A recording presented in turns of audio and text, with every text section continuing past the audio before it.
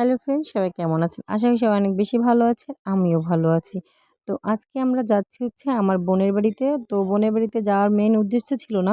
উদ্দেশ্য ছিল পয়সারহাট ব্রিজ দেখতে। এটা বরিশাল আগলঝাড়া আমার বাড়ি। আর আমরা যাচ্ছি কোটালীপাড়া, গোপালগঞ্জ কোটালীপাড়া। তো ওর পথেই আবার পয়সারহাট পড়ে। তো আমাদের যাওয়ার উদ্দেশ্য ছিল এই যে পয়সারহাট ব্রিজে।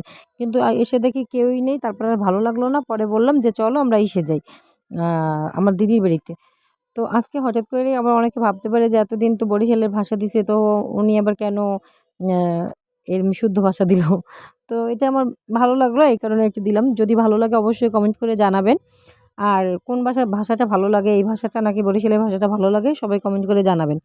এই যে আমাদের পয়সারাজের ব্রিজের উপর থেকে দেখতে এত ভালো লাগে, মানে তার বলার বাইরে। বিকালবেলা বা সকালবেলা এই পয়সারাজ ব্রিজে ঈদ কুরবানিতে বা পুজোতে অনেক লোক হয়, প্রচুর লোক হয়। আপনারা যারা যারা বরিশালের মধ্যে আছেন তারা তো আসেন, জানেন। আর যারা যারা বরিশালের বাইরে তারা অবশ্যই আসবেন।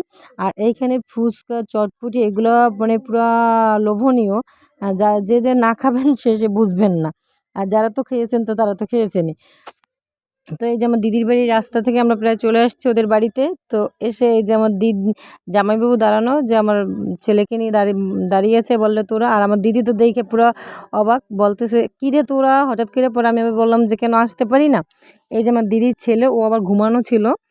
পরে ওরে আবার ওর মেয়ের কাছে গেল। আর আমার এই যে ছেলে, ও আবার ওইখানে গিয়ে পাছার পুছার খাইয়ে পুরো আউলানদারি হয়ে গেছে। কাদা ছিল, বৃষ্টি ছিল, বৃষ্টির মধ্যে পড়ে গেছে।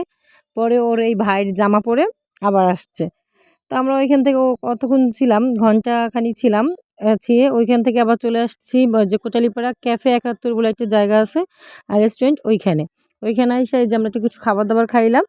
তারপর আমরা বাড়ির উদ্দেশ্যে আবার রওনা দিলাম। ওনাদের খাবারটা ছিল অনেক মজা। আর আমরা এই যে বাড়ির উদ্দেশ্যে রওনা দিলাম। সবাই ভালো থাকবেন, সুস্থ থাকবেন। Good bye.